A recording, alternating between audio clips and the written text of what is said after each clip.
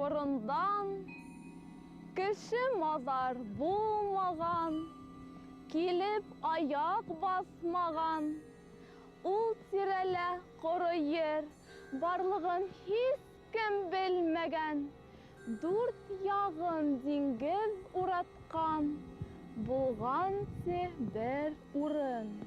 Унда булган ти борын, Янбирде тигән карт менән, Янбикә тигән карсык, икәүдән икәү шул ердә башлап гомер һөргәндәр. Был карт менән был карсык, кайдан бында килүен, ата-әсәһе, ер һыуы, кайда торып калуын үҙҙәре лә онотканды. Икәүҙән икәү шул ерҙә башлап ғүмер һөргәндәр, тора-бара икәү икулыла булғанда, шүлгән булған Аллаһы урау булған кеше. Бүтән кеше күрмәсе, тик йәшәгән дүртәүһе. Донъя маҙары йыймаған, ҡашыҡ аяҡ тотмаған, ҡаҙан аҫып, ҡамыр баҫып, улар донъя көтмәгән, ауырыу-һыҙлау күрмәгән, үлем барын белмәгән. Барлыҡ нәмәгә үлем, үҙебеҙ тип һанаған. Һунарҙа ат менмәгән, ҡулға һаҙаҡ тотмаған, менәренә арыҫланды, ҡошҡа сөйгән шоңҡарҙы, ҡан һурыусы һөлөктө, балыҡ тотор суртанды, үҙ иштәре яһаған.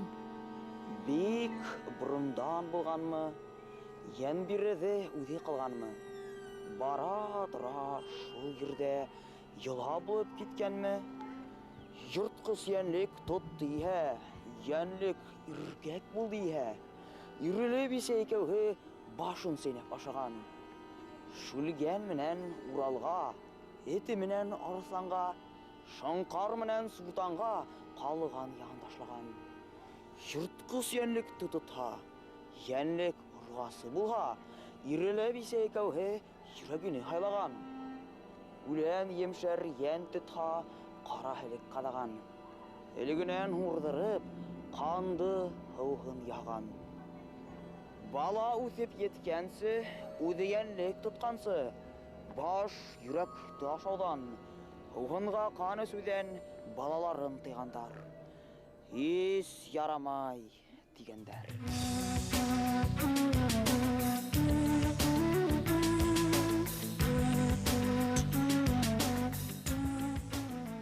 Башҡорт халҡының мәшһүр Урал батыр эпосын 1910 йылда Мөхәммәтшә Буранғолов, хәҙерге Баймаҡ районы Идрис ауылында йәшәгән Ғәбит Сәсән Арғынбаевтан һәм бәләкәй Өтҡол ауылында йәшәгән Хәмит Сәсән Әлмөхәмәтовтарҙан һөйләтеп яҙып алған.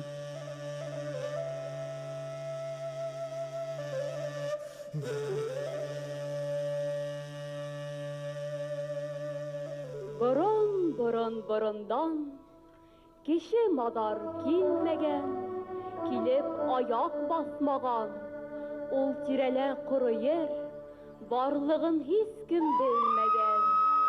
Дүрт яғын диңгеҙ уратҡан, булған ти бер урын. Шүлгәненә 12, Уралына 10 тулып, береһе арыҫлан менән тип, береһе шоңҡар сөйәм тип, маҙаһына тейгәнгә, 2 улына Янбирҙе төшөндөрөп биргән ти. Башҡорт ҡобайырҙарын һәм эпостарын өйрәнеү һәм пропагандалау тоталитар режим тарафынан ҡаты тыйылыуға ҡарамаҫтан, күренекле ғалимдар Мөхтәр Сәғитов, Әхнәф Харисов, Кирәй Мәргәндәр ҡобайырҙарҙы, эпостарҙы өйрәнә һәм дәреслектәргә индерә. Аҡһыу эсегеҙ, ҡабырсаҡҡа тултырған ҡандан ауыҙ тартығыҙ. Янбирҙе ҡарт ҡулдарына йола өйрәтеп ҡуйған ти. Ҡандан ауыҙ итергә балаларын тыйған ти. Берҙән бер көн еткәндә, ҡарт менән ҡарсыҡ икәү ауларға киткәндә, Шүлгән Урал икәүләп, торлаҡта аулаҡ ҡалғанда, аталары киткән һуң, байтаҡ ваҡыт үткән һуң. 2 бала һөйләшеп, ашауҙан һүҙ асҡанда, Шүлгән уйлап торғанда, ҡан эсеүҙән атаһы ныҡ тыйғанын белһә лә, эсә күрмә тиһә лә, Шүлгән Уралты димләп, шулай тип әйткәнди. Эй, Урал, янды кыйып һунарлау, хомарлы эш булмаһа, һауһаганда ҡан эсеү, тәмле нәмә булмаһа, атымдар йоҡо ҡалдырып, көндә икәү ҡаңғырып, аяҡ ҡулдар талдырып, беҙҙе өйҙә ҡалдырып, йөрөмәҫ ине һунар тип. Әйҙә, Урал, әйҙә булмаһа, ҡабырсаҡта асайыҡ, һәр береһенән аҙ-аҙлап, берәр тамсы эсәйек.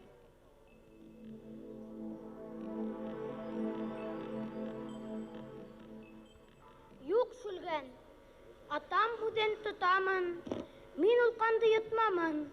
Егет булып үҫмәйенсә, төп йоланы белмәйенсә, ил гиҙеп бер йөрөмәйенсә, ысынлап та донъяла үлем юғын күрмәйенсә, суҡмар алып ҡулыма, һис бер йәнде һуҡмамын. Һөлөк ҡурған ҡанды мин ҡабырсаҡтан йотмамын. Бөйөк, бөтә донъяла бәлки ундай әҫәрҙәр юҡтыр. Мына бөйөк үҙебеҙҙең Уралыбыҙҙы, Урал ҡобайырын, Урал батыр ҡобайырын әйтеү үҙенсәлеген тип әйтәйек инде, традицияһын юғалтҡан. Уны мына балаларҙан башлап ебәрергә тип уйлап, кәңәшләшеп, тәүҙә матур ҙа килеп сыҡмағандыр. Әле күбеһе әйтәйек ятлап әйтеү булды. Шуға ҡарамаҫтан да йолаға нигеҙ һалынды тип мин әйтә алам.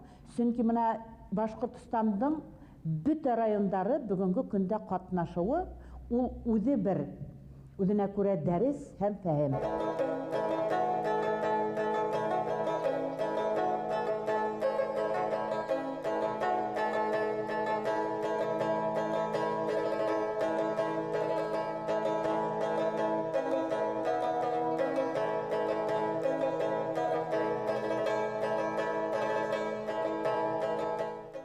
Бөрген районнан бәйге үткән көндәрдә миңә шундай хат килеп төштө.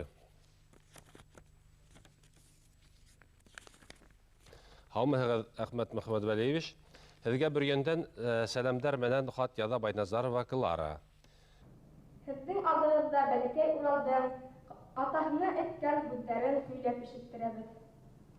Атаҡайым уйласы, ҡулыңдағы һуйылға, күҙ йүгертеп ҡарасы, был һуйылда йәш булған, ҡабығынан әрселгән, осо башы йәнселгән, бөкһәң шартлап һынырҙай, ҡылтаяҡҡа әүрелгән, һай, һай, һай. Һин китмәҫтән боронда, үҫкәнендә урманда, еләҫелдә ялбырлап, япраҡтары елберләп, торған ағас булғандыр, балҡоттары ҡоштары, алмаш-тилмәш булғандыр, һай, һай, һай. 1990 йылдар башында үҙгәртеп ҡороу елдәре еҫеү менән бөтә илдә рухи терелеү, милли йәнлелек башлана. Башҡортостандың мәғариф министры Фирдәүес Хисаметдинова Урал батыр эпосын яттан һөйләүсе уҡыусыларҙың конкурсын иғлан итә. 1995 йылда Ғәзиз Әлмөхәмәтов исемендәге Республика музыка мәктәп-интернатында тәүге ҙур бәйге үткәрелә. Эпос юлдарын яттан һөйләгән балаларҙың ярышы бөтә райондарҙа башлана.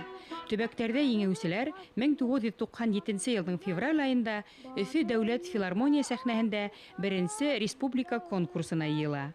Башҡорт сәсәндәре мәктәбе тергеҙелә башлай.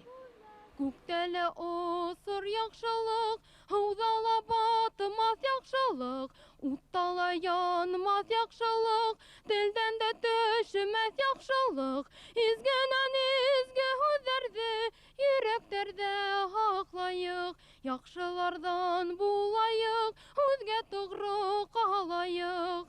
Сәсәне булған ил үлмәҫ, Урал тауын ятҡа бирмәҫ, сығыр яуға ғайрәтләнеп, әсәтеле йөрөсөн. Урал батырыбыҙ рухы, ҡарыбыҙға риза булһын. Урал рухы йәшәһен, күктәр фатиха бирһен.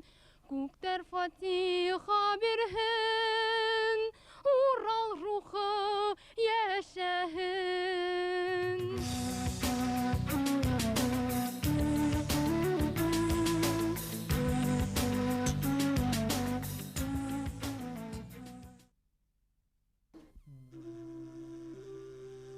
Фәнүзә Нәҙершина Урал батыр эпосында тәү тормыш замандарынан ук килгән борынгы дөньяви караштарның төрлелеге һәм тәрәнлеге бар.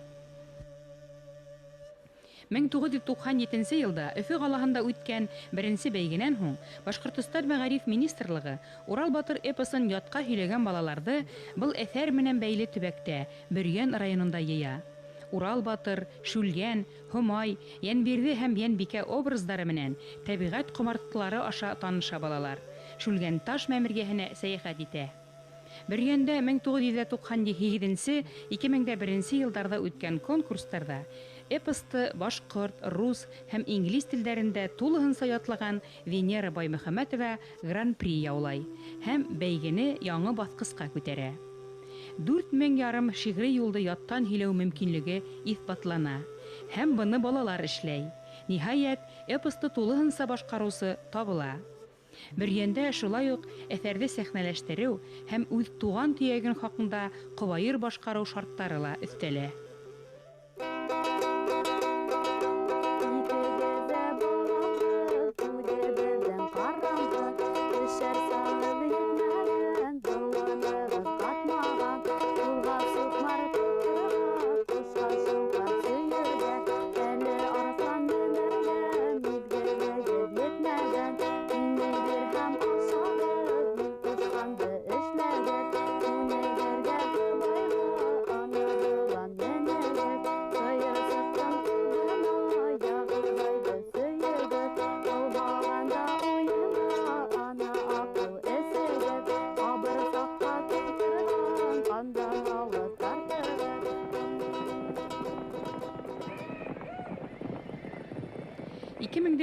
Елда Хәйбулла районы Йәнтеш ауылында үткән конкурста командалар араһында ҡыҙыу ярыш булды. 1000 километр юл үтеп килгән Тәтешле районы командаһы еңеп сыҡты. Гран-при яулаусы Гөлсәсәк Тормтаева үҙенең Йылайыр командаһын алға сығарҙы. Урал батырҙың Хәйбулла яғындағы эҙҙәре менән танышты бәйгеселәр. Шайтантау ҡаялары аша үҙенә юл ярып аҡҡан, ағаһы Яйыҡ менән осрашырға ашыҡҡан Һаҡмар Урал батырҙың улы. Дала ҡылғандарын тарап, көн-төн иҫкән, ел сығарыусы аждаһа Йылбаш тауында йәшәй. Таҙтүбә тауының башындағы боронғо күлдә Урал батырҙан ҡасҡан юха йыландарҙың төйәге булған, тип һөйләнә был яҡтарҙың ҡар һүҙендә. Ҡарт менән ҡарсыҡ икәү ауларға киткәндә, Шүлгән, Урал икәүләп торлаҡта аулаҡ ҡалғанда, аталары киткән һуң, байтаҡ ваҡыт үткән һуң, ике бала һөйләшеп, ашауҙан һүҙ асҡанда, Шүлгән уйлап торғанда, ҡан эсеүҙән атаһы ныҡ тыйғанын белһәлә, эсә күрмәң тиһәлә. Шүлгән Уралды димләп, ошолай тип әйткән ти. Йәнде ҡыйып һунарлау, ҡымарлы эш булмаһа, һыуһағанда ҡан эсеү, тәмле нәмә булмаһа, атам йоҡо ҡалдырып, көндә икәү ҡаңғырып, аяҡ ҡулым талдырып.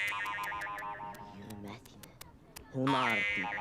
Вал, әйҙә, булмаһа, ҡабырсаҡты асайыҡ, беренән әҙәҙләп, берәр тамсы әсәйек. Ҡандың тәмен беләйек. Урал, әйҙә берәр тамсы әсәйек, ҡандың тәмен беләйек. Ата үҙе тотамын, ҡан эсмәй үҫәмен. Егет булып үҫмәсә, төп йыланы белмәсә, әле күргән ҡанды мин ҡабырсаҡта эсмәме? Кеше еңәр үлемдән, унда килеп сыҡмаҫын, беҙҙе эҙләп тапмаҫын. Атам һөйләп бирҙе бит, инде ниҙән өркәһәм, ҡан эсә һуңлаһын.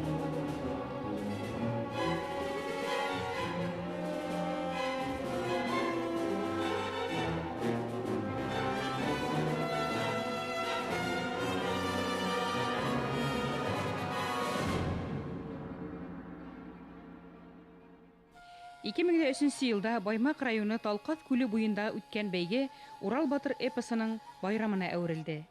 Данлы күлдә һыу ҡойоноу, Ирәндек тауына сәйәхәт балалар өсөн бик матур ял булды. Баймаҡ район мәғариф бүлеге Урал батыр эпосын һөйләп ҡалдырған Хәмит һәм Ғәбит сәсәндәрҙең туғандары менән осрашыу ойоштырҙы. Баймак районында узган бәйгелә бик күп галимдәр катнашты. Урал Батыр эпосын башкаручыларның иң остаһы, Гран-при бүләген яулаусы, Елайыр егете Айрат Атаңголовтың сәсәндәрсә башкаруы бар халыкты хокландырды.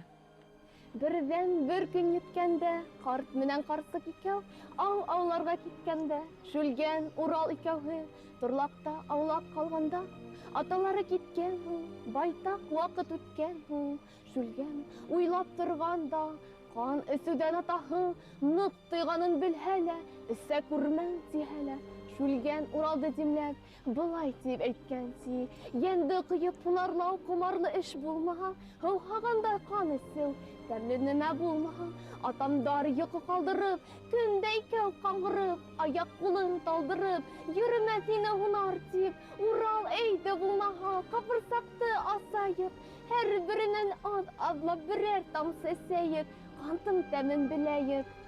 Атам һүҙен тотамын, мин ул ҡанды йотмамын. Егет булып үҫмәйенсә, төп йыланы белмәйенсә, ысынлап та донъяла үлем юғын күрмәйенсә. Суҡмар алып ҡулыма һис бер йәндә һуҡмамын, һөлөк һурған ҡанды мин ҡабырсаҡтан йотмамын. 2004 елда Урал Батыр эпосын ятлаган бәйгеселәр Иәнсура районының Йәмле төбәгендә Урта Муйнак ауылы янында палатка лагере ҡорҙо. Балалар 3 көн буйы барган ярыштарҙа тағы нығыраҡ дуҫлашты, яңы сәсәнһүҙ оҫталарын күрҙе. Урал Батыр 1000 йәшәр рух биреп, тереһеү бирккән был төбәк Көньяҡ Уралдың ожмаҡтай йәмле ерҙәре. Оло һәм кесе һүрәм һыуҙарын эскән, йырға-моңға бай халҡы Батыр аманатын тота. Иәнсура ҡыҙы Нургизә Иманғолова Гран-при яуланы. Күп йән тотоп һунарҙан, ата әсәһе ҡайтҡан ти, йола буйынса күмәкләп, табын ҡороп дүртәүләп, бар йәнде ботарлап, бар ашҡа ултырған, арала һүҙ сыҡҡан ти. Ашағанда уйланып, Урал былай тигән ти. Атай мына бейенде, ҡасып һинән боҫһа ла, йән аямай ҡасһа ла, һис ҡотҡармай тотҡанһың, барына бысаҡ һалғанһың. Беҙҙе шулай бер йән килеп эҙләп тапмаҫмы, беҙгә бысаҡ һалмаҫмы? Атаҡайым, уйласы, ҡулындағы һуйылға күҙ йүгертеп ҡарасы. Был һуйылда йәш булған, ҡабығынан әрселгән, осо башы йәнселгән, бөкһәң шартлап һынырҙа, ҡыу таяҡҡа әүерелгән. Һин китмәҫтән боронда, үҫкәнендә урманда, еләҫ елдә ялбырлап, япраҡтары елберләп, үҫкән ағас булғанды. Тамырынан аҡтарғас, ботағыны ботағас, балға булған ташыңдай, ҡошҡа сөйөр шоңҡардай, ҡан һурыусы һөлөктәй, һуҡҡан булған түгелме? Бөгөн ағамды үлтерһәң, иртән мине үлтерһәң, яңғыҙ тороп ҡалғанһың, ҡартлыҡ баҫып алғанһың. Кәкрәйеп, ботарға, арыҫланыңа менә алмай, һунарыңа сыға алмай, арыҫланың да көсөк тә, шоңҡарың да һөлөк тә. Барыһы астан тилмереп, күҙҙәренә ҡан һауҙырып, аз зарыҡҡан арыҫланың асыуынан уҡталып, билең бөгөп үҙеңде, ботоң ботса ботарлап, бырағытһа бер саҡта, үлем тигән яуызды ҡаршыларға торлаҡта, атай, тура килмәҫме?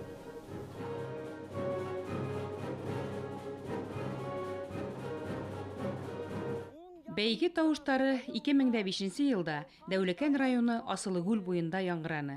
Уларҙы башҡорт эпосы геройҙары Заятүләк менән Һыуһылыу сәләмләне. Һыуһылыу, мине ырыуҙаштарым көтә. 40 көн үткәнсе, мин һине килеп алырмын. Һыуһылыу, көт мине. Һау бул, Заятүләк. Һыуһылыу, көт мине. Һау бул. Иртән сәкәй тороп, бер ҡараһам, яңғыҙ сағы күренә. кош кеуек. Күк түнәндә толпар уйнайдыр, тедегененән тартһаң буйлайдыр. Мәшһүр Урал эпосындағы Шүлгән Уралдың ағаһы, ул мына шу һыуһылыуҙың атаһы минеңсә. Һәм шуға ла әйтәйек, беҙҙең бөтә мифология, ул мына шулыҡ манастар кеүек, икешәр-өсәр көндә башҡарыла торған дөйөм бер ҙур әҫәр булған. Бөгөнгө көндә, ҡыҙғанысҡа ҡаршы, уның мына ярсыҡтары тороп ҡалған. Бер ярсығы Урал эпосы булып һаҡланған, бер ярсығы әйтәйек, мына әлеге һыуһылыу һәм Заятүләк булып һаҡланған, икенсе ярсығы Аҡбуҙат һәм башҡа. Дөйөм алғанда әйтәйек, беҙҙең шул тиклем мифтар менән бәйле урындарыбыҙ күп. Мына быйыл беҙ туҡтағанбыҙ икән ошо мәшһүр, әйтәйек, Шүлгән ҡыҙы, һыуһылыуҙар һәм Заятүләктәр ерендә. Иншалла, икенсе йылы, башҡа йылдарҙа, башҡа мифтарыбыҙ менән бәйле урындарҙа үткәребеҙ дип уйлайым. Көсө еткән көсөҙгә, һис ҡылмаһа, әсенән тыуған бер рәүҙә, был донъяла үлмәһә, ер уттары, ағастары йолаға буйһонмаһа, үҙ миҙгеле еткәндә, көҙгө ҡырау төшкәндә, йәшеллек һис бөтмәһә, ҡуян һымаҡ һәр йәнлек йылға 2-3 түлләһә, төндә йөрөп, йәшелдең барыһын да утлаһа, бүтән йәндәрен ҡаңғырып, ашарына тапмаһа, өйөр тупылып, ҡаҙ өйрәге аҡҡошо, шыбыр-шыбыр ҡойоноп, һыу өҫтәрен ҡаплаһа, ғүмрем бушҡа уҙа тип, ярым бушҡа туҙа тип, ерҙә шунда йыла тип, ҡойонорҙар, эсерҙәр, беҙгә тынғы бирмәҫтәр тип, шишмәләр ҙә сыҡмаһа, ерҙәге һыу тынсыһа, шул саҡта беҙ нишләрбеҙ? Һыуҙы ҡайҙан эсербеҙ? Емде ҡайҙан эҙләрбеҙ? Күп сағымда талпынып, аҫлыҡ, тарлыҡ күрһәм дә, күп зарығып йөрөһәм дә, ҡан эсмәй, ит еймәй, үләкһәнең күҙ майын, 3 көндә бер суҡмай, был донъяла тора алмам.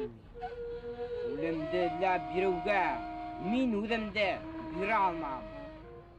Эпос ул халыҡтың кем икәнлеген генә түгел, тап ошо ерҙә, әллә ҡайҙа түгел, тап ошо урында, әйтәйек, башҡорт өсөн Уралда борон-борондан ерегеп йәшәгәнлеген иҫбатларға кәрәк булған документ ул.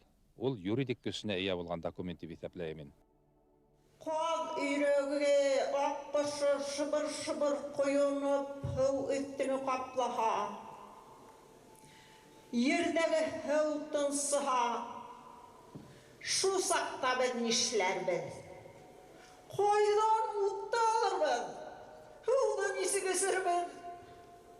Башым һалып, яу асып, күп сағында талпынып, аслыҡ, тарлыҡ күрһәм дә, күп зарығып йөрһәм дә, мин ҡан эсмәй, ит еймәй, үләкһәнең күҙ майын 3 көндә бер суҡмай, был донъяла тора алмам. Үлемде табып бирергә мин һүҙемде бирә алмам. Һайыҫҡан. Үлемдән ҡурҡыр йән булһа, ҡотолорға юҡ эҙләр. Төр йәйергә уйлаһа, илде генеп яй эҙләр. Тигән былар. Ҡоҙғон Һайыҫҡан әйткәнен, юлбарыҫта, ҡапланда, бүре бурһыҡ арҫланда, бары йыртҡыс хуп күргән. Асылыкүл буйына 300-ләп уҡыусы килгәйне. 55 команда ярышты. Эпосты тулыһынса ятлаған балалар һаны арта. Ел һайын катнашып, ятлаган юлдар һанын арттырып килүселәр дә бар. 4-5 ел һайын рәттән катнашкан бәйгеселәр дә осрай. Нисек кенә булмаһын, Урал Батыр башкортса укыган авыл яки кала мәктәпләрендә бердәй өйрәнелә. Бөтә сере ихласлыкта. Күл буяу, яһалмалык, сәяси шапырыну ят уларга. Башкорт халык ижадына һәм милли характерына хас тыйнаклык, төплелек, образлы, кинаялы фикер кыйммәте алга куела. Урал Батыр эпосы буенча викторина бәйгеселәрнең әсәрне ничек аңлавын, башкорт әдәбияты һәм Башкортстан тарихы буенча белемдәрен күрһәткән яңа һынау төре булды.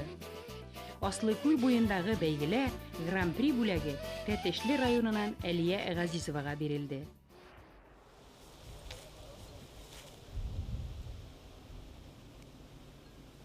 Мин үлемде табудан һич тә куркып тормайым. Аны табып бирүгә һич сакта мин күнмәем. Карт булһам да был эштән мин бер үҙем баш тартам. Тагы тәп шуны әйтәм.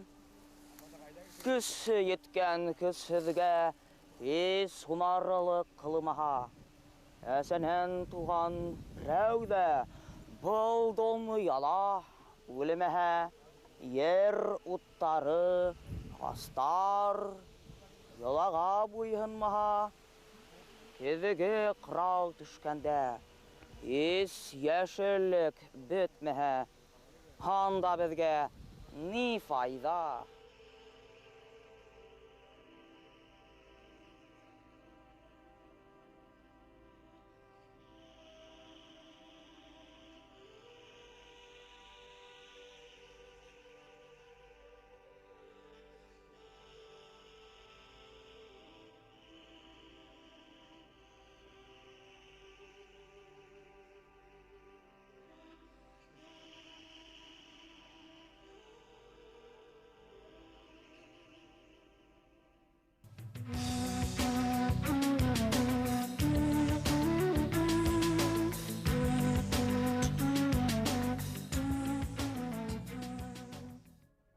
Әхияр Хәкимов.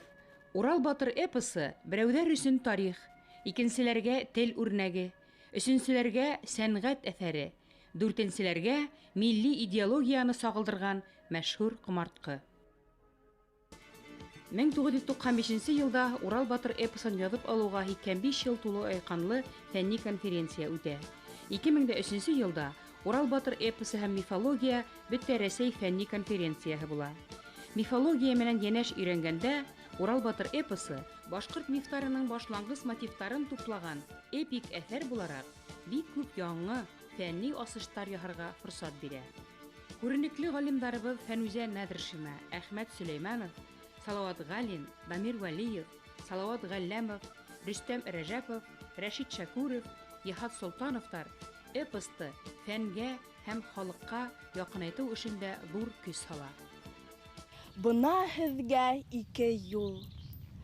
Һулға китһәң юл буйы, уйын көлкө төн буйы, ҡайғы этлек күрмәйенсә, барлығында белмәйенсә, рәхәт йәшәй байманда.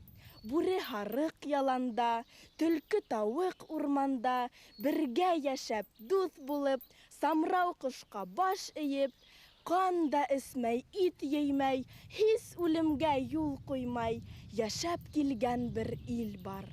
Яҡшылыҡҡа яҡшылыҡ ҡыла торған йола бар.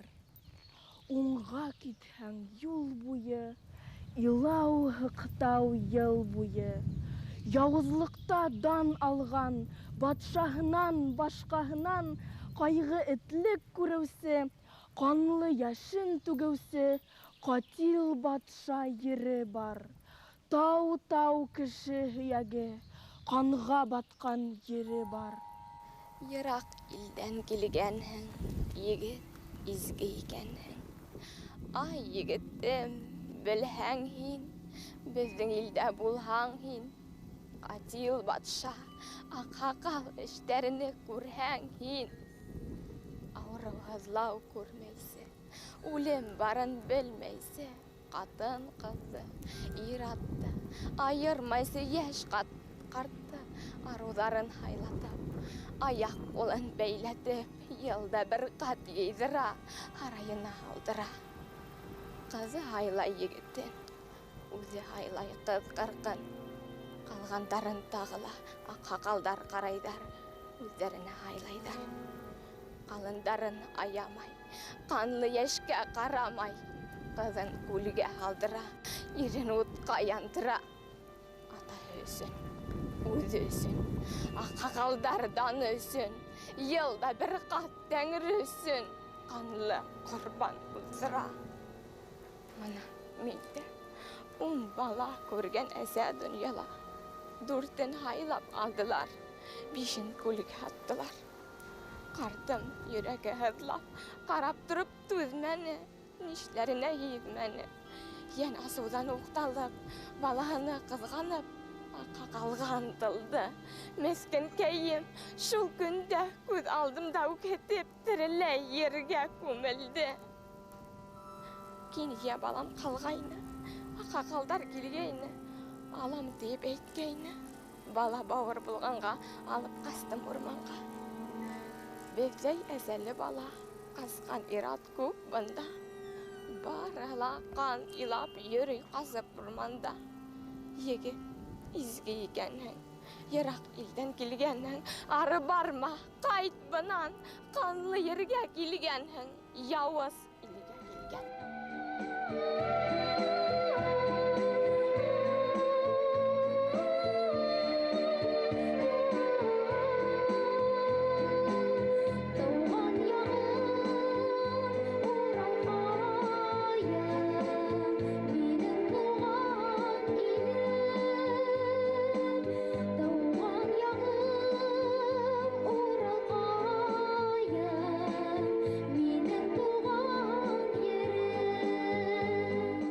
Кыргыздардын Манас деген махсус секторлары бар, бөлүктөрү бар. Бир түркүм галимдар үйрөнөлөр. Бизде эле әле балки тарих тил һәм әдәбият институты базасында айрым бүлек асып, Урал Батыр бүлеге тигән бүлек асып, аны махсус үйрөнө турган галимдарды, яш галимдарды тәрбияләргә кирәк дип уйлыйм.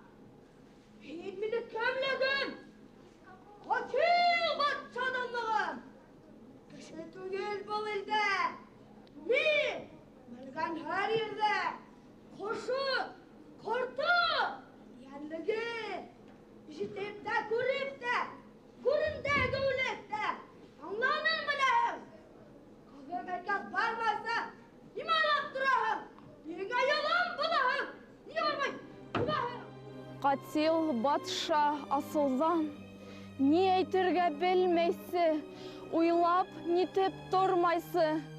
Қан һыраган икән был, йән һөрәгән икән был.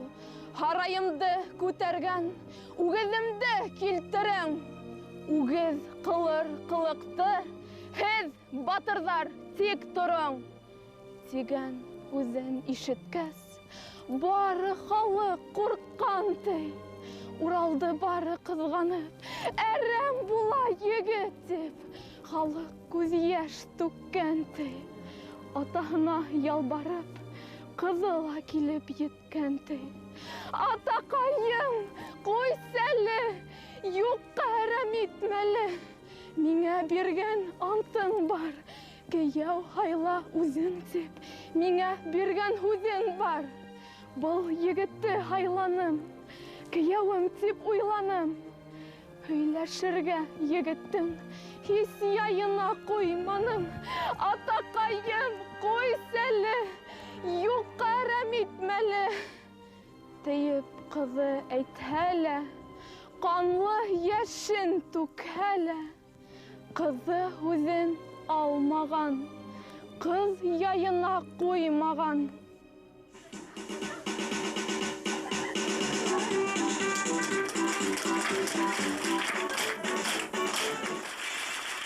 Үгеҙҙе тырнап, үкереп, шылағайын ағыҙып, тауҙай үгеҙ килгән ти. Урал алдына килеп, ҡарап баҫып торған ти. Егет ергә атмамын, сиреп туҙан булғансы, елгә осоп бөткәнсе, мөгөҙөмдә ҡаҡлармын, тип Уралға әйткән ти. Мин дә әрәм итергә, үгеҙ һине тырышмам, яфаланып, көс түгеп, һинең менән сайҡашмам. Донъяла һин кешенән, көслө юғын танырһың, үҙең түгел тоҡомоң, кешегә ҡол булырһың. Тигән һүҙгә үгеҙҙә асыуланып ынтылған, мөгөҙөнә алырға, Уралға ул уҡталған. Дүрте берҙән уҡталып, йәбешкән ти батырға. Урал тотоп береһен олаҡтырған батшаға. Ҡалған өсөһөн бер юлы ярандары алдына. Ер һелкенгәндәй булған, ярандар да, батша ла, олаҡтырған батыр да талҡанға ҡалған ти. Күҙҙән ғәйеп булған ти. Ҡан илаған әсәләр, һыҡтап торған аталар, ҡулы бәйле балалар бары быны күргән ти. Ябырылып Уралдың бары янына килгән ти. Тәңре бирмәҫ ярҙамды, беҙгә егет атҡарҙың. Ил ҡаплаған яуыздың, утлы яуын аҡтарҙың. Инде егет нишләйек, ниндәй бүләк бирәйек, ниндәй бүләк бирәйек, ни тип әйтеп ҙурлайыҡ, Дан киткән шүлгәндә, осраған ти бер ҡартҡа. Ни эҙләүен был яҡта, килгән саҡта юлында, осрағанын бер ҡартҡа, барын һөйләп биргәс тә, был ҡарттағы шүлгәнгә, эсер йәшермәй, эс тартмай, былай тип әйткән ти. Һин осраған ул бабай, минең ҡустым булыр ул. Минең менән бер илдә тыуып үҫкән ине ул. Уның йөҙө хәҙер ҙә ап-аҡ һаҡал сал ҡарттыр. Саҡ йәненә асрарҙай, үҙе ҡаушау ябыҡтыр. Бына мине күрәһең, бер егеттәй тиерһең. Уны ҡустым тигәнгә, был ҡарт алдай тиерһең. Уның сере шул егет, шуны яҡшы бел егет. Беҙҙең илдә бар кеше лә, өлкәне йәнәйеше лә, барыһы ла туғандай, бер әсәнән тыуғандай. Илде талап йөрмәҫкә, кеше ҡанын ҡоймаҫҡа, ил ынйыһын йәшереп, ергә күмеп ҡуймаҫҡа. Ҡыҙға әсә булғанды, хур әсә тип кәметеп, балаларын һыуға атып, унда юла ҡылмаҫҡа, тигән илдең анты бар. Ҡустың шуны тотманы, Көсі еткән яндардың барын қырды туқманы, қайратты ашаны. Шуға уны бұл илдән, тауып үскән ерінән, бүтәһелә бірлікті ситкә қауып ташланы. Хәзір илдән ярақта, үҙе яшәй тарлықта, ғұмыры үтә зарлықта. Шуға уның төс башын үлем қартлық қапланы. Килгән үлде жеткәс, шүлгән эште аңлаган. Был илде барып күрергә, не барыны белергә, карттан юлды һораган, карт яшермәй һөйләгән.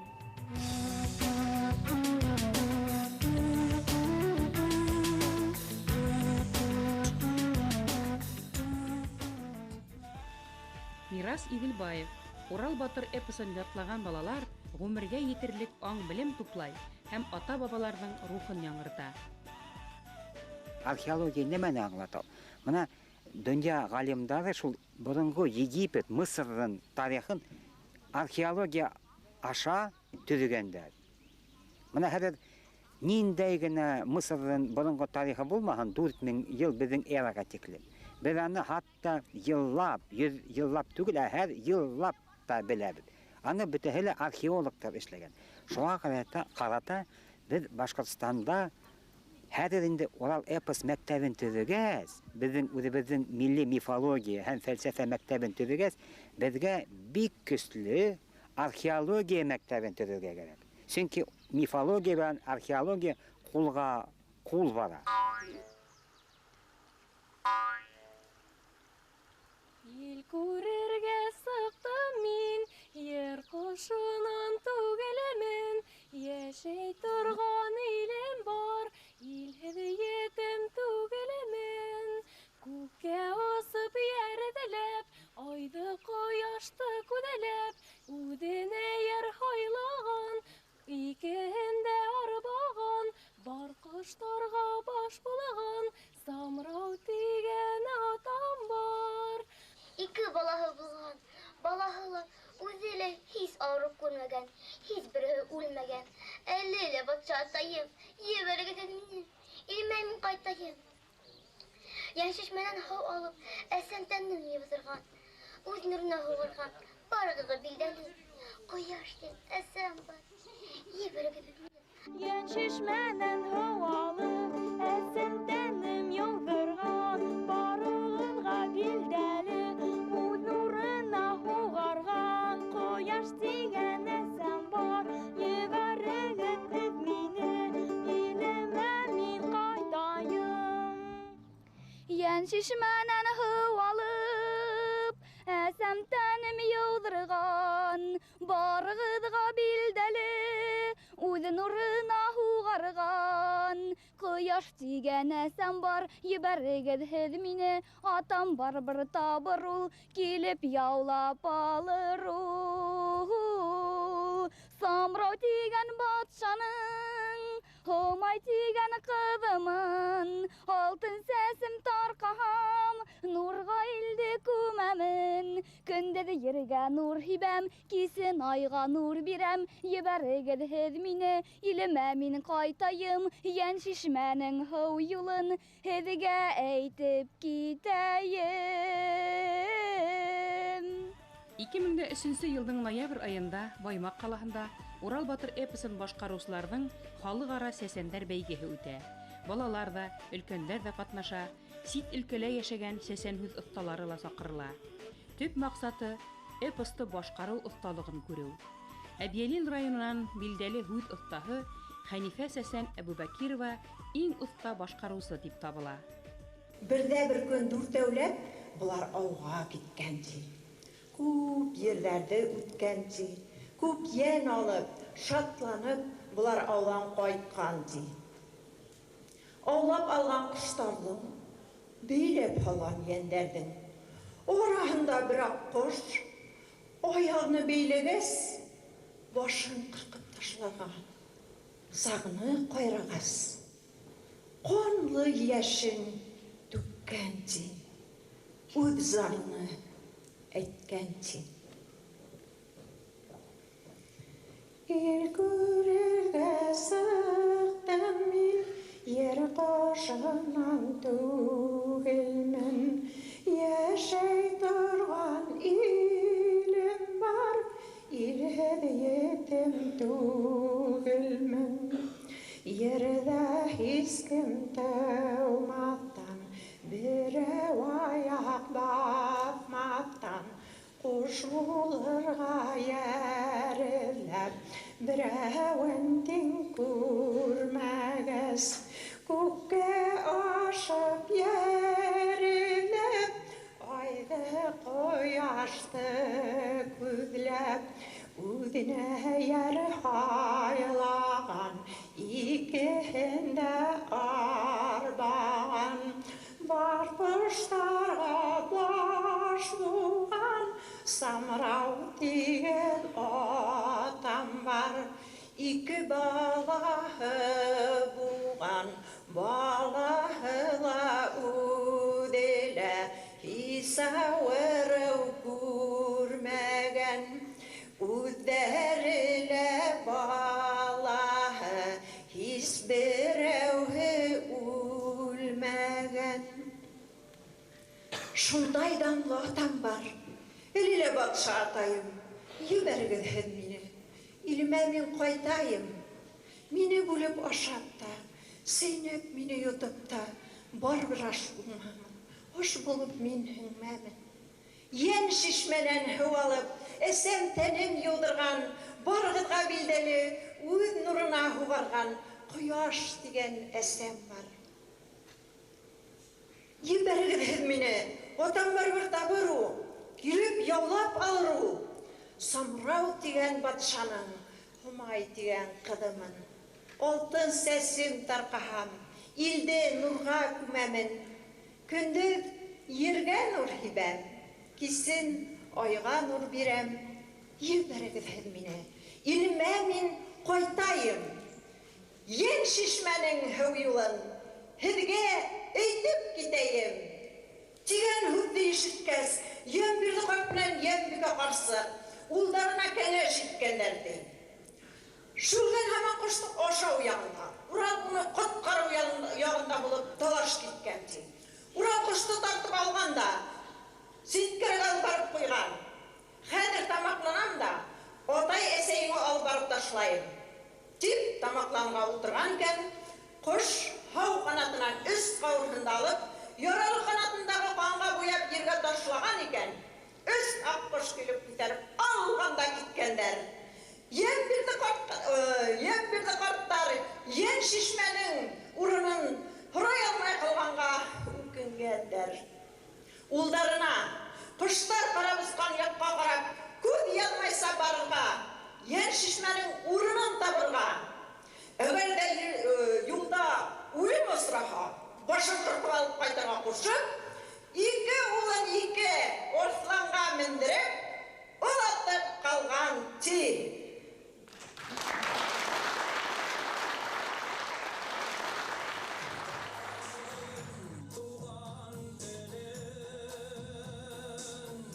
Урал батыр эпосын ятлауы еңелдән түгел. Уны уҡып сығыу өсөн генә лә күп ваҡыт, тейешле белем, әҙерлек кәрәк. Эпостың йөкмәткеһе ҡатмарлы, тәрән мәғәнәле ваҡиғаларҙы һөйләй. Унда сағылған осор бик боронғо.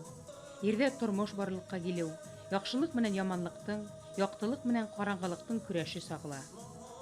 Был мәҫәлдәр донъя тарихи фәлсәфәһе нигеҙендә, Библияла һәм Ҡөрьәндә лә яҙылған. Әҙәм менән Һауаны йылан Алла тыйған эшкә этәрә. Урал менән Шүлгәнде лә шул уҡ йылан йоланы боҙорға, турһыҡтағы ҡанды эсергә ҡоторта. Ошо гонаһты эшләгәс, йоланы боҙғас, кешеләргә үлем ҡурҡынысы янай башлай. Әҙәм балаһы үлемһеҙлеккә хоҡуғын юғалта. Ерҙә бөтөнләй икенсе, ауыр һәм буталсыҡ, көрәш, ҡанғыйыш менән тулы тормош башлана. Изге йоланы боҙмаған, ата һүҙен, йәғни Алла һүҙен тотҡан Урал батырҙың ысын пәйғәмбәрҙәрсә үҙ иңенә бөтә ауырлыҡты алып, үҙ ирке менән халыҡ өсөн ҡорбан булыуын һөйләй эпос. Беҙҙең ата-бабаларыбыҙ, башҡорт халҡы, борондан хаҡ дин юлын, ысын иманды белгән, Аллаға яҡын булған. Урал батыр эпосының йөкмәткеһе ошоно иҫбатлай. Был ҡобайырҙы донъяуи әҫәрҙәр менән йәнәш ҡуйып, өйрәнәһе лә өйрәнәһе.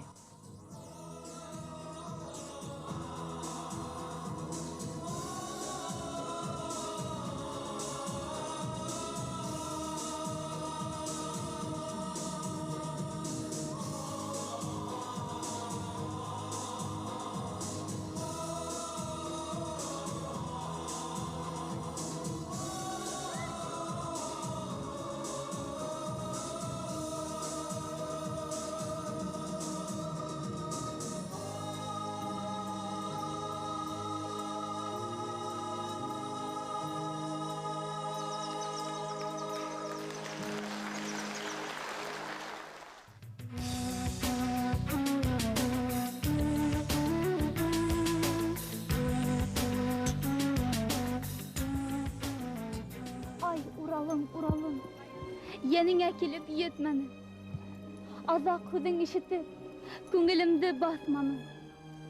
Кош тынымды һалмайым. Һомай исмем ҡалһа ла, кешеләр кош тиһәләр. Кош тынымды һалмайым. Балам булак булыр, һинең керһеҙ уйыңдай, төҫө булак булыр. Беҙҙең Ғәбис әсәнебеҙ Урал батырҙы һөйләгән ваҡытта бер урында туҡтала икән, шул туҡтаған еренән түгел, өр-яңынан башлап һөйләр булған. Бер ваҡытта ла әйтәйек, туҡтамаған, туҡтамайынса баштан алып аҙаҡҡа тиклем һөйләгән. Һәм Буранғолов һораған ваҡытта нишләп былай тип яңынан һөйләгеҙ тигәс, мин аның эсендә йәшәйем, бүтәнсә булдыра алмайым. Инде саҡ ҡына бүлдерһәләр, мин ул донъянан сағам, тип әйтә бит инде. Бына шундай һөйләүселәрҙе булдырырға кәрәк. Һөйләгән ваҡытта ул ысынлап та шуның эсендә йәшәһен. Һәм бына шуны ла өҫтәп әйтергә кәрәк, Буранғолов ошо эпосты яҙып алған ваҡытта, 1905 йылда ул бөтәбеҙгә лә билдәле бит инде. Ғәбит Сәсәнгә рәхмәт йөҙөнән үҙенең ошо ил гиҙеп йөрөгән атын бүләк итеп киткән. Йәнеңә килеп етмәнем, ауыҙыңдан үпмәнең. Ни әйтерһең, белмәйем. Ҡыҙ булып, кемгә ҡарайым?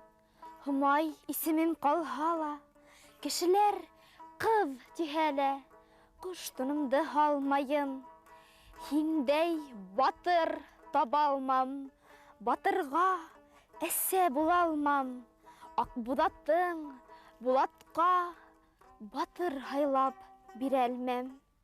Инде нисек итәйем? Үҙең сапҡан юлыңа, бейеүҙән өйгән тауыңа, һүрең ҡаҙып күмәйем, изге теләк теләйем.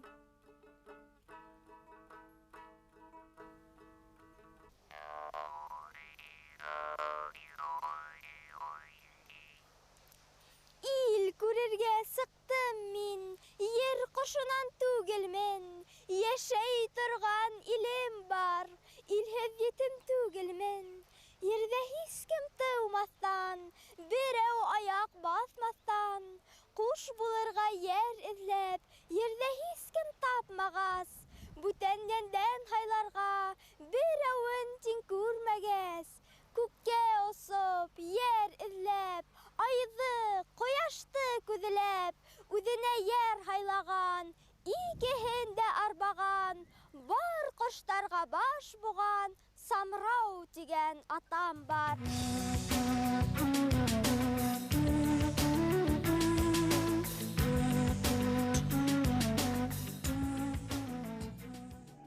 Урал батыр эпосын донъя кимәленә сығарырға ваҡыт. Ул башҡорт халҡының бөтә донъяға бүләге. Сит илгә инглиз телендә китаптарҙы сығарһындар ине. Ул беҙҙең менә кәштәләрҙе биҙәп кенә тормаһын ине тигән. Сөнки беҙ үҙебеҙ башҡорт телендәге лә беҙгә етә, беҙ аны уҡыйбыҙ, аңлайбыҙ. Әммә ошо бик күп матди аҡса яғынан аҡса түгеп сығарған был китапты беҙ берәй нисек тюрк сой аша булһын һәм башҡа ойошмалар аша, ЮНЕСКО аша, сит илдәге Европалағы, Америкалағы китапханаларға, үҙәк китапханаларға таратһаҡ. Бөгөн Урал батыр эпосы 7 телдә — рус, инглиз, төрөк, француз, венгр, фин, абхаз телдәренә тәржемә ителгән һәм баҫылып сыҡҡан. Иң тәүҙә рус теленә тәржемә итеүсе кеше хөрмәтле яҙыусыбыҙ Әхйәр Хәкимов. Ғазим Шафиков тәржемәһендәге русса баҫмаһы 70-нсе йылдарҙа донъя күргән. Среди добычи птиц и зверей была лебедушка. И когда вдруг нависла над ней беда, когда над бедняжкой нож занесли, чтобы голову ей отрубить, кровавые слезы у ней потекли. Умолять она стала просить. Летела я, чтобы мир посмотреть, неземное создание я. У меня есть страна своя, не сирота, одинокая я. Когда еще никто не рождался, никто ногами земли не касался, нельзя было друга себе найти, подругу на жизненном пути. А среди прочих существ живых души моей не было дорогих. Отец мой, Самрау, повелитель птиц, ища себе ровню, ринулся ввысь, туда, где солнце сияет с луной, Обоим стал он одной судьбой. Было 2 детей у него, и сам отец, и дети его про болезни и не слыхали, жили извечно, не умирали. Отец мой поныне царствует там, я с мольбой обращаюсь к вам, отпустите в родные края. Если же станете есть меня, по кускам меж собой делить, не смогу я пищей вам быть. 2003 елда Урал батыр эпосы һәм мифология бөтә Рәсәй фәнни конференцияһы алдынан эпик ҡомартҡыбыҙҙың өр-яңы баҫмалары донъя күрҙе. Китап нәшриәтендә һәм информ реклама нәшриәтендә эпос бер юлы 3 телдә. Башҡортса һәм рус, инглиз телдәренә тәржемәһе менән бик матур китаптарда баҫылды. Башҡортостан мәғариф министрлығы һорауы менән эпостың балалар өсөн һүрәтле махсус баҫмаһы ла әҙерләнде. Я считаю, что как раз пришло время для того, чтобы издать массовым тиражом эпос «Урал-Батыр». Для чего это нужно?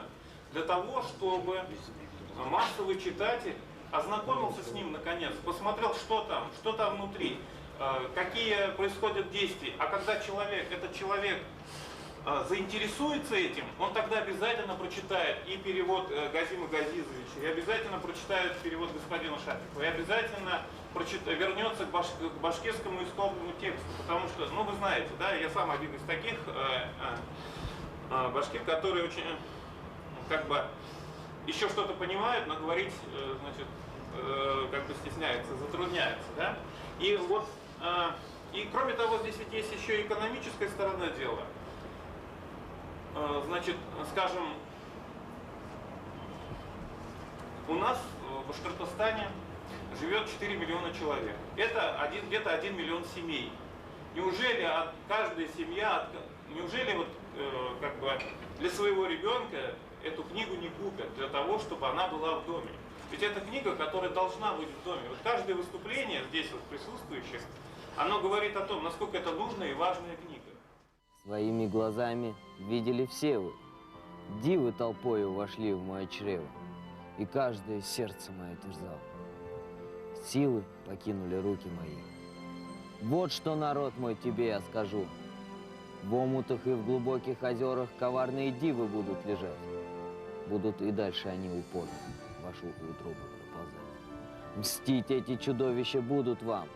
Будут гоняться по вашим следам, чтобы каждого смерти предать. Не пейте воду из тех озер. Ждут вас болезни там и мор. Злодеям поблажек не давайте. Возле озера не застревайте. Против дивов, начав войну, очистив наши озера от них, помог обрести я земную страну. Для тех, кто людям враг и злодей, избавить старался я людей. Yet on some consideration he began inciting Euro, and he spoke to him in this wise. Should it really be no pleasure to slay living and hunting? Should blood really be not to drink? And our father and our mother would not give up their night's sleep, sparing neither time nor effort. Tired and exhausted would not day by day go out hunting, leaving us to ourselves here. If I'm not mistaken, Euro, let us take blood-filled muscles, and from each let's take a little. Let us know the taste of blood now. Мне повезло в том, что французская традиция перевода как раз-таки рациональна. Она базируется на как можно более точной передаче смысла, даже в ущерб форме. À une époque très ancienne, il était un endroit entouré de mer de 4 côtés, où les gens ne venaient pas, ne posaient pas de pied, personne ne connaissant l'existence de la terre ferme dans ses environs. Là-bas vivait jadis un vieux nommé Yambirde, avec une vieille nommée Yambika. Où qu'ils allassent à cet endroit, le chemin leur était ouvert. Ce vieux et cette vieille avaient eux-mêmes oublié d'où ils étaient venus là-bas, où étaient restés leur père et mère, leurs terres héros.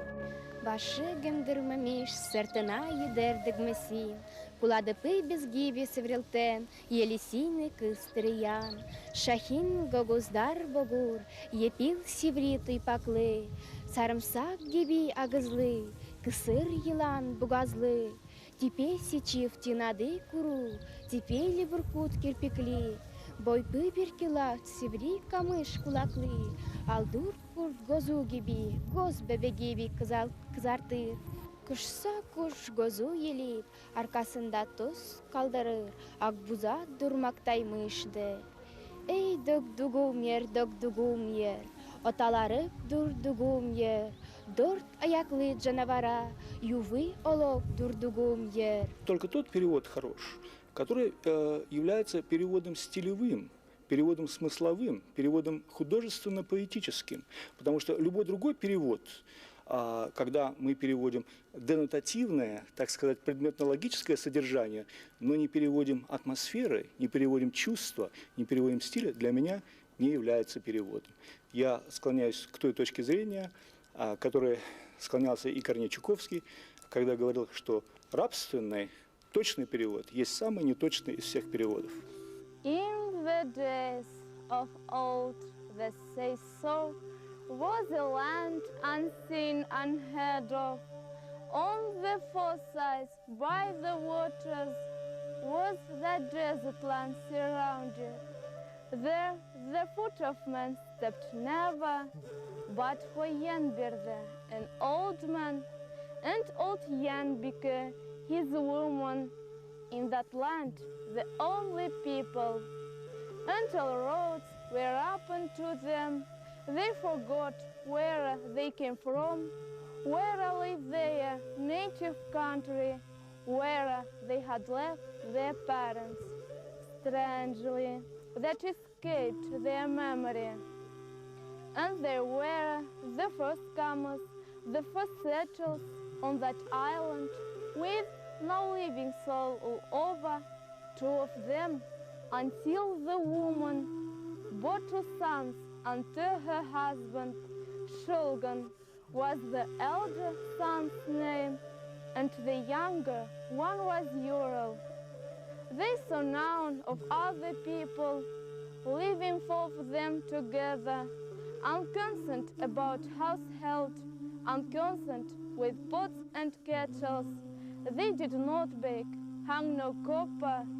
They was how they all subsisted, and they knew no ailment, no death, and they used to say, "We're bear death ourselves to every living thing."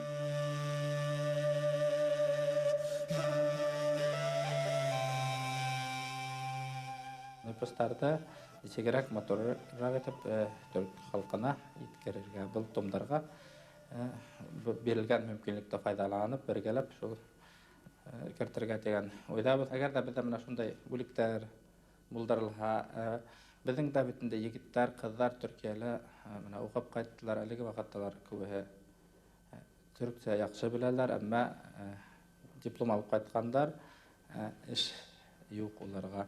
Тик төрк теленә генә дип әйтмәм, башка телдәргә менә телдә белүчеләр безнең байтак, тик хөкүмәт тарафынан ниндәйдер ярдәм булып, техник яктан ярдәм күрәтә, бу әлбәттә менә компьютерлар хәзер кирәк, интернет безнең гарәп теле белгечләре бар бит, шулай фарсы. Şık önceden mi yılmış, Yanbirde kendisi mi yapmış, bir süre varmış orada. Türemi olup kalmış, yırtıcı hayvan yakaladıysa, hayvan erkek olsa, karı kızca ikisi başını şirinleyip yemiş. Şülgen ile Ural'a, iti ile arslana, dağın ile bala başka gövdesini bırakmış. Yırtıcı hayvan yakalayınca, hayvan deşi olunca, karı kızca ikisi yüreğini seçmişler. Ölen yemen can yakalayınca, kara sülük takmış, sülüğünden sürdürüp kanı işerek yapmış.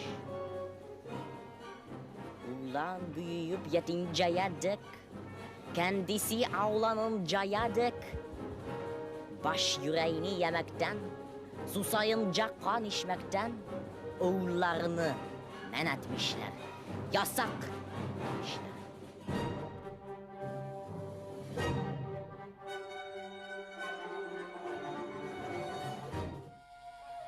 Закирьян Әминев. Урал батыр дөньяның 5 өлеше 4 ягы һәм уртаһы булуын белә, һәм был караш борынгы халыктарга хас. Егет, һүҙең тыңланым, эсереңде аңланым, шулайдыр дип уйланым. Мин бер батша кызымын, кыздарының ҙурымын. Егет, уйың булһын, бер зур майдан ҡырайым, батырлығыңды һынайым, шунда данын күрәйем. Бузатым бар йыраҡта, әсәң биргән бүләккә, майданыма шул килер, батыр булһаң, ул белер. Майданымда бузатты, ҡулыңа алып менәлһәң, эйәренең ҡашынан булат ҡылысын алалһаң, шундай батыр булалһаң, буҙым бүләк ҡылайым, атама әйтеп туй яһап, үҙеңә яр булайым, тип яуап биргән ти, шүлгән быға күнгән ти.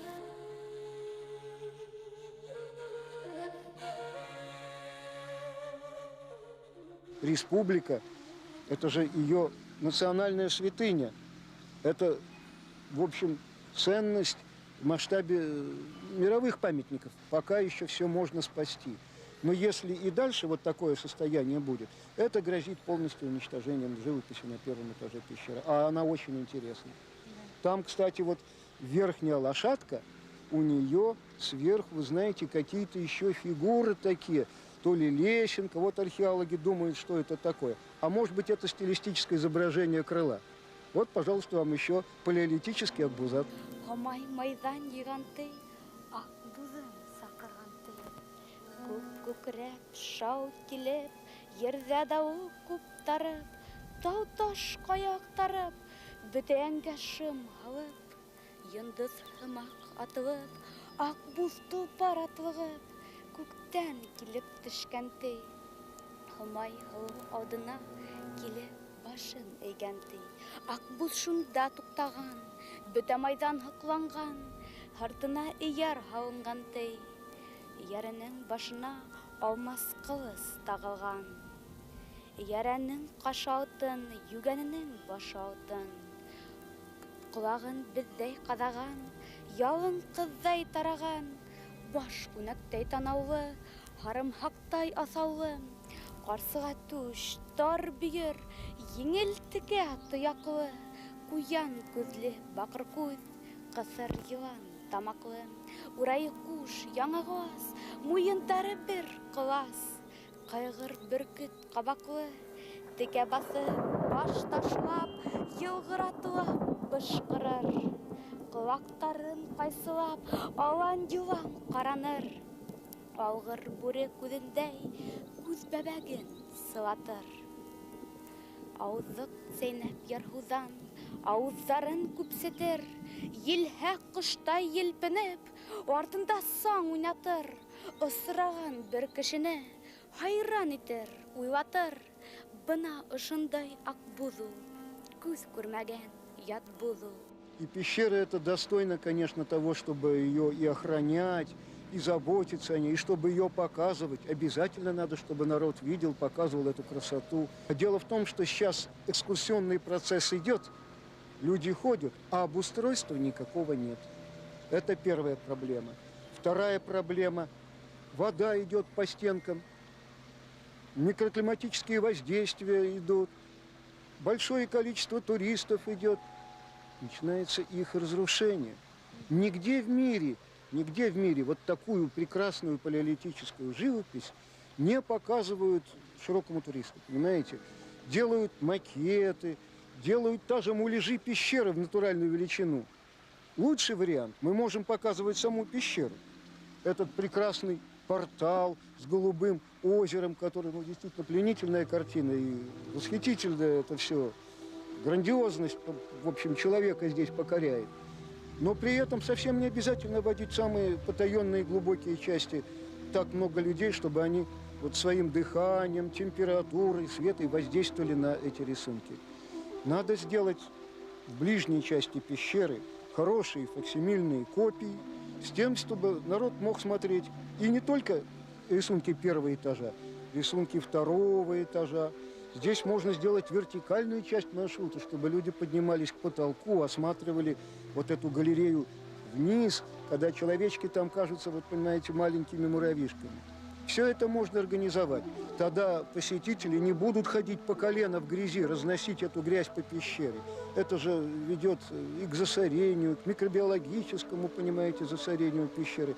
Все это скажется на рисунках. Вот очень интересное такое совпадение. В одном из залов мы видим белые красивые натеки на стенке, напоминающие этого вот крылатого коня.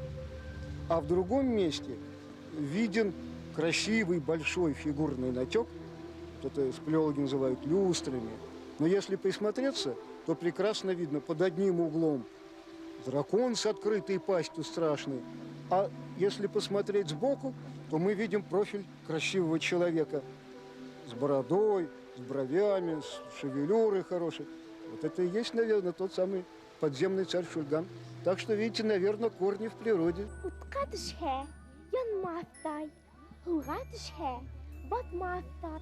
Yelde kılıp yetmezsey, dağdan taştan ürkmezsey, yigitten bütendi, udunettin kurmezsey, tiphe dağdaş sırgıtırıp, sapha dingez yararday, ağırlıkta tarıkta, yine yurdaş bulurday.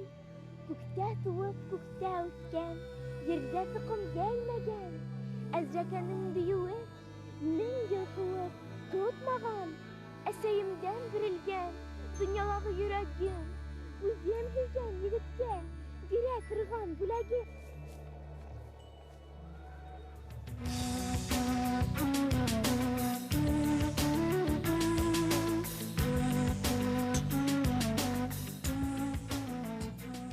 Рөстәм Рәҗәпов.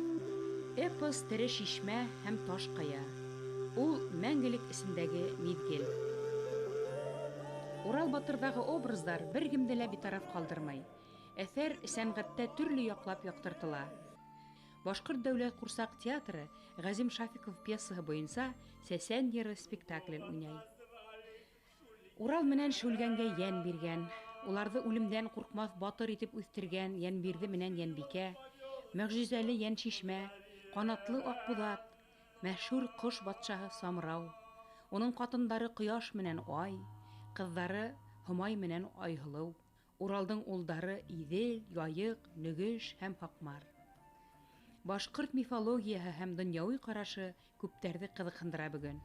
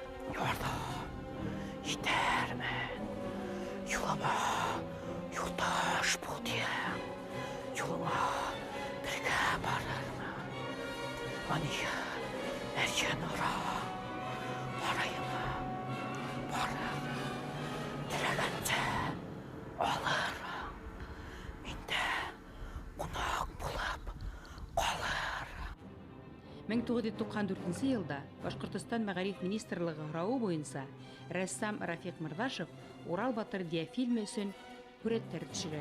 Улар Башҡортостан телевидениеһы аша күрһәтелә. Урал батыр эпосы һәм мифология конференцияһында ҡуйылған картиналар күргәҙмәһе балаларҙың рәсемдәре әҫәрҙең йөкмәткеһен асырға ярҙам итә.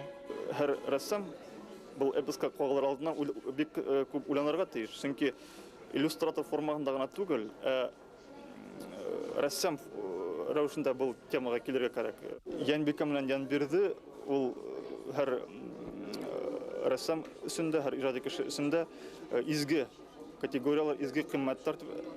Бұл ике образды мен һүрәтләргә тырыштым, ниндидер алтын формасында итеп. Чөнки алтын мәңгелек материал, бұл эпос, Урал батыр эпосында да мәңгелек темаһы бик еш кузгалтыла. Шуга ничектер мына алтын формасында һәм дә элекке елдардан, элекке буатлардан килгән ниндидер вакыттан купкан материал менән төсләргә тырыштым инде. Yıl uşkan Ural, utqa türgə birməgən, qıyıq yahab бар kişi, huğa batıb ölməgən. Ural ayauğı toğuşub, deyivdərdi qırğan ti, şul saqlaular ölgən ti, king dingizin üstündə tau barlıqqa kilgən ti. Gün uşkan Ural, gün uşkan Ural. Qatı yağı barğanda, deyivdərdi qırğanda, Әзрәкәгә тап булып, алышкандар ти булар, булышкандар ти булар.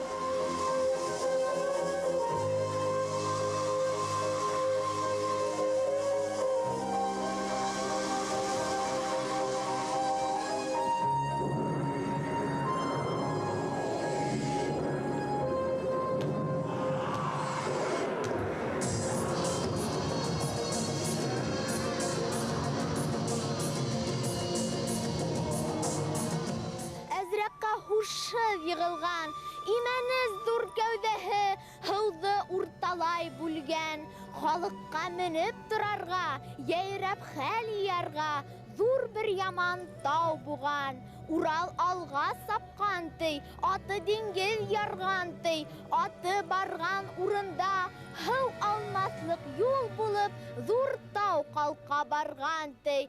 Һыу эсенән бары халыҡ шунда сыға барған ти.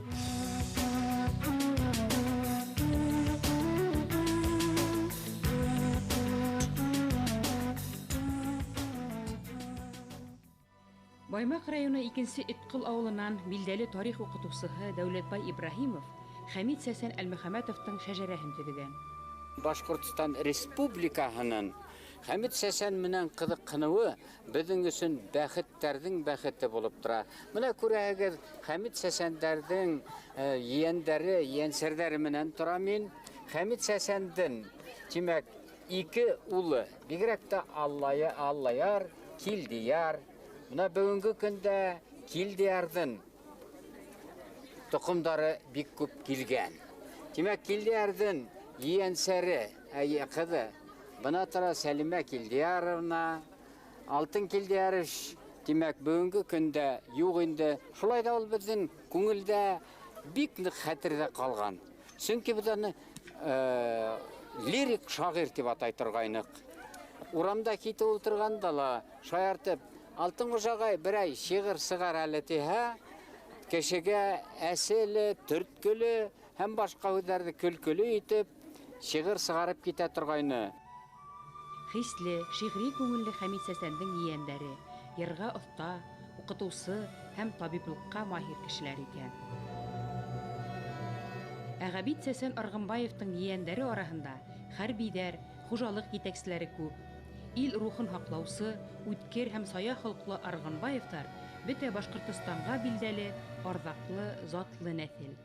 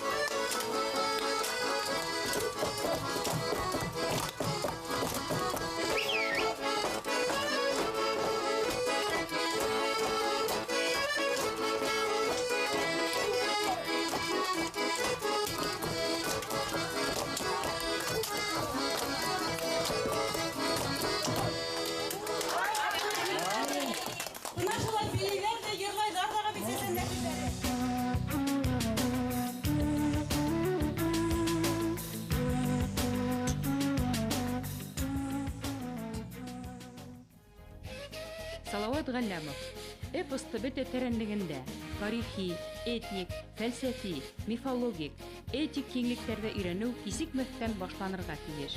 Был искиткеч асыштар, табыштар юлы. Урал Батыр эпосын ятка һөйләгән укучыларның республика конкурсы ел һайын үткәрелә. Ә Бөрьян ерендә эпоста күрсәтелгән данлыклы урыннарда 2 мәртәбә үткәрелгән конкурс артабан Хайбулла, Баймак, Иян-Сура, Дәүлекәнгә күсте. Бынан ары уны Кубагыш сәсән, Бәндәбикә менән Ерензә сәсән, Салават Юлаев, Акмулланың туган җирләре көтә. Урал Батыр аманаты ерең, илең, халкың өчен яшәү. Был бөек Кубайыр туган җирде, яхшылыкты, дуслыкты данлай.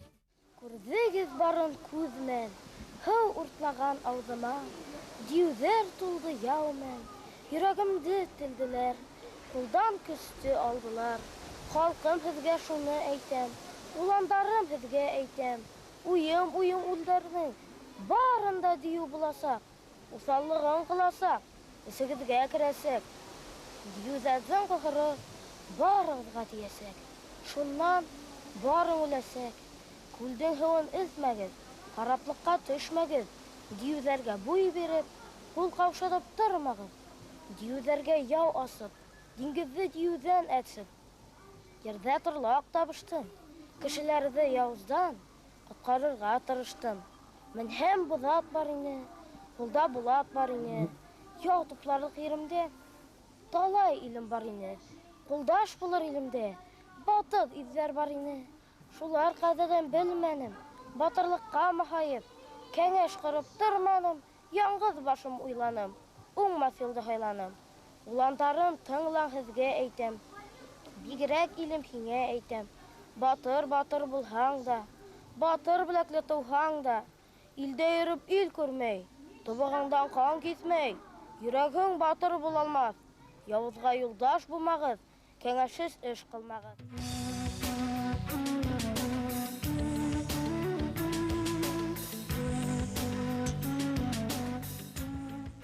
Башкорт халкының мәшһүр эпосы Урал Батырды ардаклы шәхес, илһөяр уламан Мөхәммәтшә Бурангулов, Габит Сәсән менән Хәмит Сәсән башкаруында язып алуына тиздән 100 ел тула. Милли кабартканы артабан өйрәнү һәм тарату буенча байтак мөһим саралар билгеләнгән.